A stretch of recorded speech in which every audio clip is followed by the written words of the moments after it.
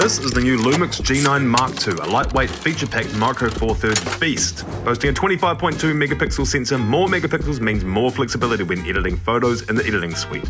Both the G9 and G9 Mark II both feature a high resolution setting. The new Mark II has the ability to shoot 100 megapixel images handheld.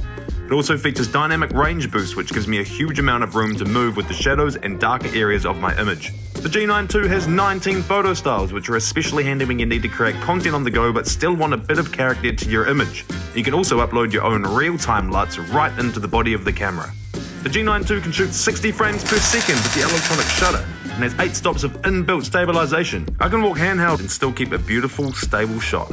The G9II features phase hybrid autofocus, which is unbelievably sharp and accurate, and shoots 5.7K at 60 frames and 4K at 120 frames. These are just a fraction of the features that make the G9II an absolute weapon. For more information, check out the Lumix website.